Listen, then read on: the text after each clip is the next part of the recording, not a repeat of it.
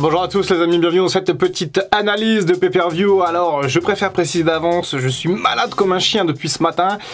Donc voilà, je vais pas faire une review forcément très longue. Si jamais il y a quelques incohérences, quelques bafouillements, excusez-moi. Mais du coup on va donc parler de ce show All Out qui a lieu à Chicago. Un show qui était très attendu. Et on va donc faire match par match. Et il y a quand même eu pas mal de contenu puisque je crois qu'il y a eu à peu près 11 matchs. Et démarrons bien entendu avec la Casino Battle Royale qui je trouve est un très bon choix d'opener. Qui a su mettre un petit peu le public en jambes. On a eu des spots assez sympathique dans ce match. Alors la Casino Battle Royale, je la trouve un petit peu incohérente dans sa règle, étant donné qu'on peut aller chercher du coup le jeton du casino à n'importe quel moment, sauf qu'en fait les mecs démarrent à 2 dans le ring et qu'en fait il faut potentiellement attendre le dernier. Là on a eu une fin de match assez mystérieuse avec Stokely du coup qui est venu récupérer le jeton avec toute sa team là, notamment anciennement Big Cass qui est arrivé mercredi, et donc on a un personnage assez mystérieux qui est arrivé en tant que Joker et c'est lui qui a récupéré le jeton. Et à ce moment là je me suis dit, oh, on dirait quand même MJF, il est pas très grand comme MJF, il a la gestuelle un petit peu, et je m'étais dit, tiens, ce serait sympa que ce soit MJF qui récupère ce jeton, et on en reparlera un petit peu après. Ensuite on a eu le match pour les titres trio en deuxième place, et je dois avouer que c'était un peu surprenant d'avoir ce match en deuxième, et on a donc eu The Elite, Kenny Omega et les Bucks, face du coup au Dark Order et Eggman Page. Alors du coup c'était une histoire qui était très bien racontée dans le ring, j'ai trouvé les interactions notamment entre Kenny Omega et Eggman Page dans le ring absolument génial, beaucoup de storytelling, beaucoup de très bons spots aussi avec les Bucks et Omega notamment, mais Page aussi, et John Silver du Dark Order a également fait une belle prestation. Bref, je trouvais que ce match était véritablement très bon, j'ai adoré. Petit point également sur Kenny Omega qui apparaissait un petit peu blessé, un petit peu pas vraiment à 100% lors des derniers shows Dynamite. Et bien là, aucun doute possible, Kenny Omega est bel et bien à 100%, aucun strap, aucun t-shirt, il est affûté, en grande forme, et il a livré une prestation vraiment très belle. Le retour de Kenny Omega va faire du bien, je pense, chez AEW. Ah, et effectivement, mea culpa, puisque dans les pronostics de All Out, j'expliquais que j'étais un petit peu lassé de voir The Elite un petit peu toujours au sommet, mais force est de constater qu'en fait c'est les meilleurs. The Elite, les Young Bucks et Kenny Omega, c'est les meilleurs dans le ring pour nous raconter une histoire, donc c'est normal finalement qu'ils soient les premiers à devenir champions trio, et après d'autres équipes comme la House of Black ou d'autres équipes après pourront prendre les ceintures, à n'en pas douter. J'ai encore 2-3 choses à dire au niveau technique sur ce match. Alors c'est vrai que j'en parle pas souvent de l'aspect technique des matchs, souvent je parle des résultats, des potentiels scénarios que ça peut développer, mais j'ai adoré le One Wing Angel contré en roll-up zone par John Silver, et également j'ai adoré le finish de ce match avec cette buckshot lariat de Eggman Page qui est venu fracasser encore une fois John Silver, et ça a permis de faire le compte pour Kenny Omega. Donc voilà, je trouvais le match extrêmement bien booké, c'était peut-être mon match préféré. Ça va se jouer avec un autre match par équipe. Jet Cargill, l'invincible face à Athena, pas grand chose à dire sur ce match. Jet Cargill qui était resté sur 36 victoires consécutives, et là c'était la 37e, et ça s'est passé assez rapidement, peut-être même un squash, et Jet Cargill qui a tout simplement laminé Athena. C'était booké comme ça, c'était prévu comme ça, et j'ai bien aimé quand même les entrées dans ce match, c'était quand même très quali au niveau des entrées, mais après le match en lui-même, bof, il n'y a pas grand chose à en dire malheureusement. Wardlow et FTR face au clan Machine City Motor Gun, du coup un match qui m'a un petit peu déçu, je m'attendais à un poil mieux. Wardlow, on s'attendait aussi un petit peu à ce qu'il aille dans le haut de la carte concernant Wardlow, mais pour le moment il est redescendu un petit peu mid-card en division par équipe. Ok, why not, ça fait quand même des belles affiches malgré tout, mais j'ai pas trouvé le match extraordinaire. Sympa cette petite ambiance à la fin avec la fille de Dax, du coup, puisque du coup FTR et Wardlow gagnent ce combat bien entendu, et surtout le retour du champion télévision de la Ring of Honor, Samoa Joe, qui est intervenu également à la fin du match. Voilà, le mec il est arrivé, il a fait 2-3 coups comme ça contre ses adversaires et il pissait le sang du front, donc voilà, c'était assez perturbant pour Samoa Joe, mais j'ai hâte de le revoir dans le ring. Powerhouse Hobbs face à Ricky Starks, qui est du coup un match 1 contre 1, ce qui est assez rare dans ce genre de carte, et un match plutôt surprenant puisqu'on a eu une espèce de grosse domination de Powerhouse Hobbs. Voilà, pas grand chose à dire. Hobbs a vraiment laminé Ricky Stark, alors que je m'attendais en tout cas à ce qu'il y ait un peu plus le niveau soit un peu plus équilibré entre les deux, qu'il y ait un peu plus de physicalité. Là, Hobbs a vraiment été au bout, et le pauvre Ricky Stark s'est fait vraiment exploser. Les champions par équipe, Swerve in the Glory face au Acclaim, avec du coup Daddy Ass, Mr. Scissors. Du coup, j'aime beaucoup cette storyline, cette ambiance qu'il y a autour des Acclaim, et Chicago aussi adore cette équipe. Vraiment, Chicago a été derrière les challengers pendant tout le match, ça a été excellent. J'ai trouvé le booking de ce match fabuleux. Cette fausse blessure là de Zach Bowens au niveau du genou qui va vendre pendant tout le match et qui va créer des spots vraiment inoubliables.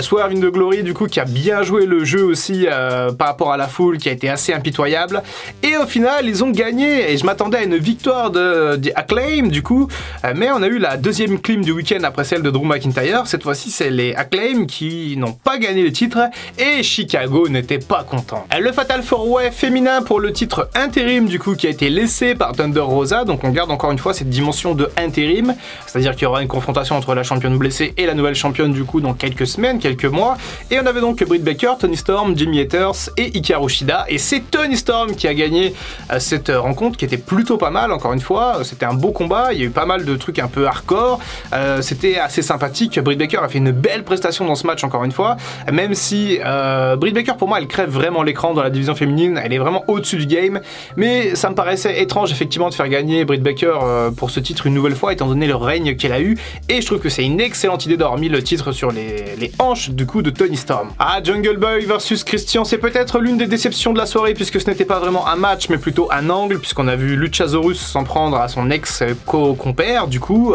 Jungle Boy, le fracasser, et ensuite ça a été assez rapide pour Christian pour terminer ce match. Je pense que la storyline n'est pas terminée, mais je pense aussi que les fans de Chicago étaient assez déçus de voir ce match se transformer en angle. Peut-être qu'il n'y avait pas assez de place pour tout le monde sur cette carte, étant donné que voilà, il y avait 4 heures de show et qu'il y a eu encore une fois une dizaine de matchs. Alors, Bryan Danielson face à Chris Jericho en version Lionheart, et oui, en version pro wrestler du coup Jericho.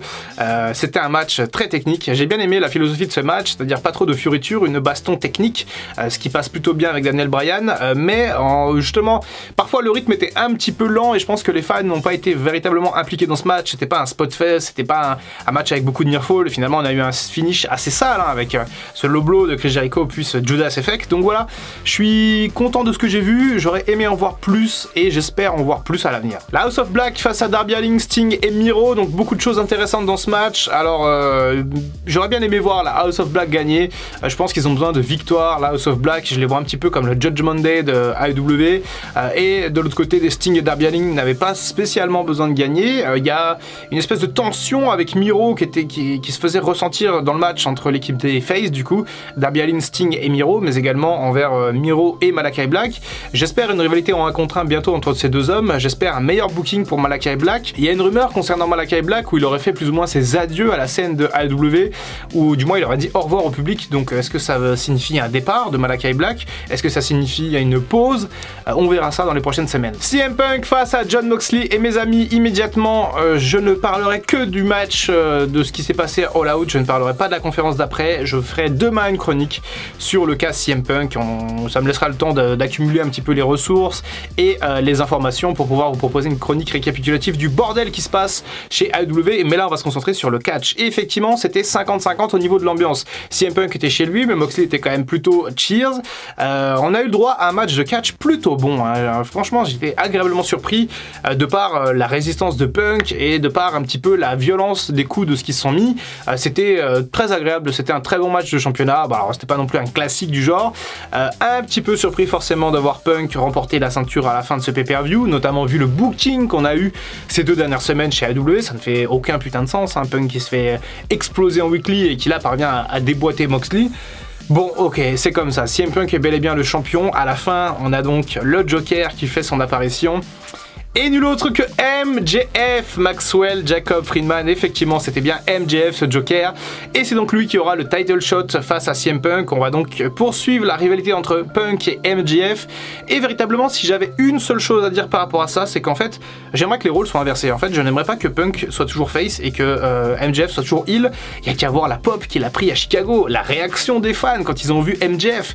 Je pense qu'il faut faire tourner MJF face et qu'il faut mettre CM Punk heel dans une poursuite de la rivalité avec pourquoi pas MJF qui va tenir la ceinture au bout d'un moment. Je pense que c'est le scénario à mon avis, c'est déjà ce que je prédestinais il y a quelques mois et je pense que là on va toucher au but. MJF champion AEW, ça risque d'arriver très bientôt. J'aimerais avoir un MJF face twinner, c'est-à-dire qu'il se soit un peu un face à la Stone Cold, donc il ait encore ses gimmicks et ses mimiques de heel, mais qui puisse véritablement faire plaisir aux fans quoi. Et si un peu il faut tourner mon pauvre, là c'était biaisé parce que c'était à Chicago, mais en plus avec ce qui s'est passé après derrière, je pense que les fans vont organiquement se se retourner contre lui dans les semaines à venir.